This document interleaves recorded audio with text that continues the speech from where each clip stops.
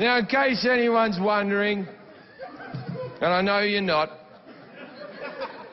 I'm a 5. Darling in the Franxx is the anime equivalent of a Linkin Park song. It's so broad and vague that anyone could project themselves onto it and relate, but there's so little specificity that if you've consumed any other decent anime, you'll have seen these subjects tackled with more depth. Having said that, I don't think Linkin Park is necessarily bad music, nor that Darling in the Franxx is necessarily a bad show. In the same way that Linkin Park uses the most basic chord progressions which lie at the foundation of pop music, but with the added edge of playing them on loud guitars with light hip-hop trappings, Franxx is structured exactly like every other 2-season action anime ever made and edges it up with fan service and mecha trappings. Granted, this genre's been declining as hard as Japan's birth rate since the 2000s, but at one time was so oversaturated that I could still call this show's plot twists episodes beforehand just on the basis of trope knowledge. Oh geez, who would have thought the chorus was going to fall in the 16th bar? How could I have predicted that they were going to team up with the Klaxosaurs from the moment they introduced the queen and she was a cute lolly? For some reason, a lot of people seem shocked by the bad guys turning out to be aliens and are acting like this somehow ruined the show, even though it changes literally nothing about the story. Either the bad guys were going to be corrupt humans arrogantly guiding humanity as they saw fit, or evil aliens doing the same. If anything, it's more believable that an advanced race of aliens would have duped humans into accepting this system through their convincing new technologies than it would have been if humans had developed it themselves. I guess this stuff is easier for me to accept though because, well, I've already seen Gurren Lagann and Fooly Cooly and Evangelion and every other show this one blatantly copies the playbook of, so why would I expect it to go any differently? The bad guys are pretty much just the anti-spirals, and the ending is almost exactly the same as Gurren Lagann, as is the entire plot structure up to that point and half of the action animation. You might expect that to bother me as a huge fan of Gainax and Trigger's past work, but honestly I don't even begrudge the existence of Franxx because I don't think it's made for the same audience per se. Rather, it seems like it was deliberately crafted to be an introduction for younger and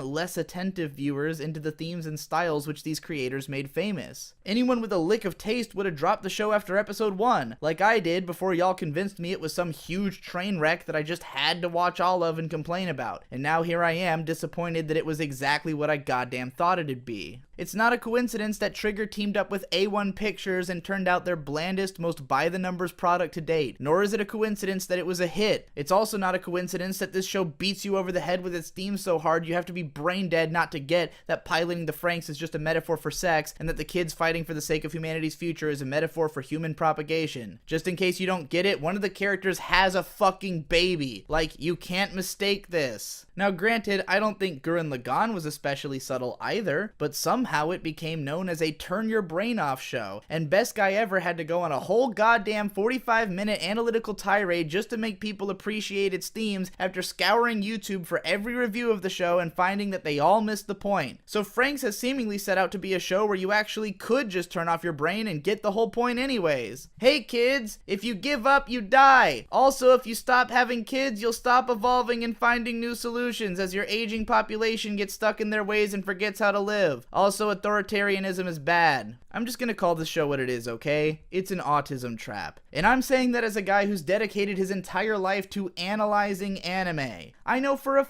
fact this would have been my favorite anime if it came out when I was 14 for the exact reasons I'm about to talk about. Darling in the Franxx goes out of its way to create a situation in which the characters have to learn human connections backwards. Because it's set in a universe without normies, on account of them all having become reclusive immortals. There was a time when I used to enjoy the sense of taste, but I don't really care now.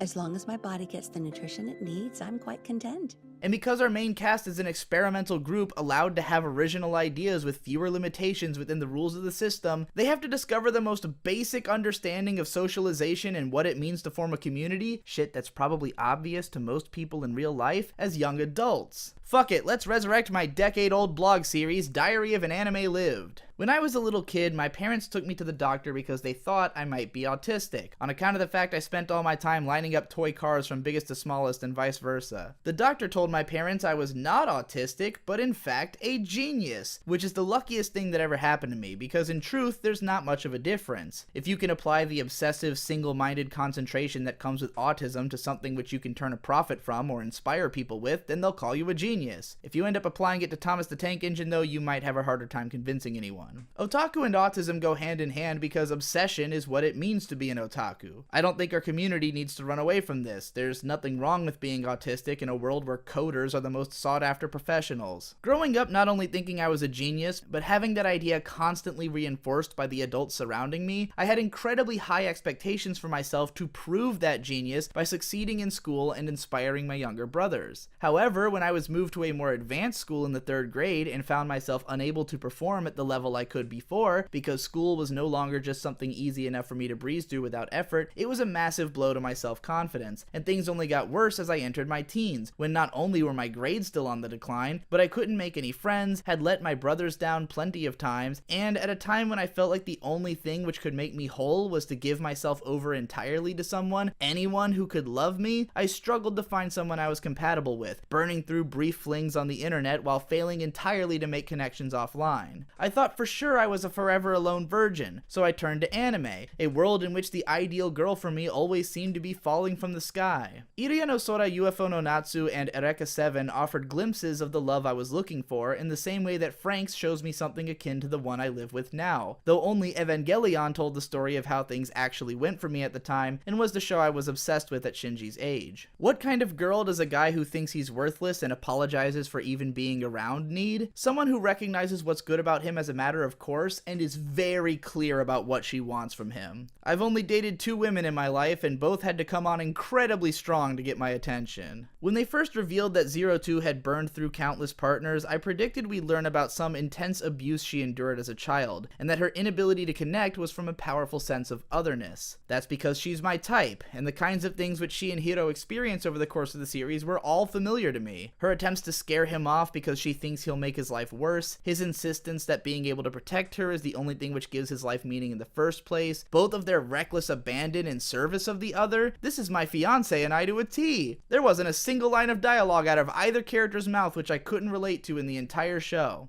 But so what? I've watched thousands of anime, and I listen to music at nearly all times when I'm not watching shit, and the vast majority of it is stuff I relate to. Every day I probably hear 50 songs with lyrics I connect with in far deeper ways than I do with Darling in the Franxx. Linkin Park was my favorite band as a kid, but it wasn't until I was 14 that I started feeling like some of the songs on Meteora were literally about me. But of course they were. They're about everyone. That's the entire theory behind the band's songwriting, and it's the reason they're one of the best-selling rock acts of all time. The reason I love them so much is that I only knew like 5 bands at the time. Nowadays, I listen to shit like Sun Kill Moon, wherein a 50-year-old dude goes on 13-minute diatribes about the specific details of his day-to-day life, and shares emotional reactions to events so current that if you didn't live through them yourself, you probably have no idea what he's talking about. I connect with anime like Shirobako, which don't just pay visual homage to some classic anime, but literally feature dozens of famous anime staff as characters, while making reference to such a huge swath of anime history that you'd need to have seen hundreds of shows spanning the last 50 years and know their production histories to even recognize half of it. My point here is that I don't think there's anything wrong with Darling in the Franxx. The plot makes sense, the characters and their relationships follow solid emotional logic, the themes are timeless, the visuals are nice, the pacing is tolerable, it's just an anime. Watching it felt like reliving the base elements of every show I'd ever seen at the same time. If you found it to be obnoxious, obvious, boring, and intolerable, that's probably because you've seen more than 10 shows and aren't a child. Here's a tip. Stop watching current anime. Stop paying attention to hype, because most of the people who get blindly hype about shit are kids. Don't forget that the main demographic for anime is the same age as the characters in this show, and that when you go into a show with characters that age, it probably isn't prioritizing an older audience.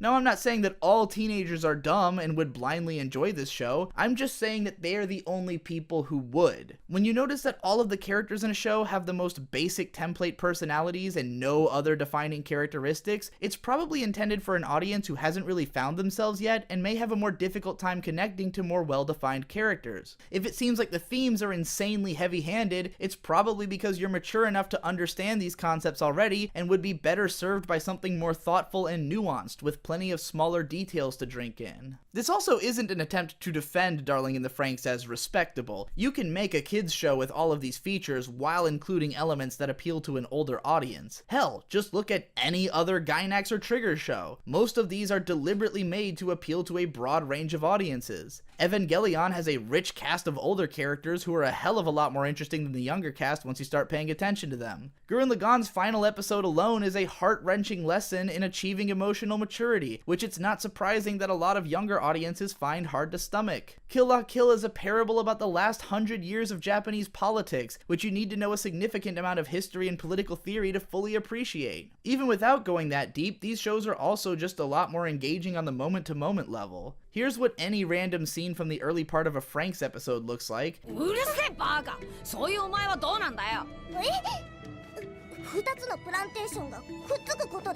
And here's what the same from a Little Witch Academia episode looks like.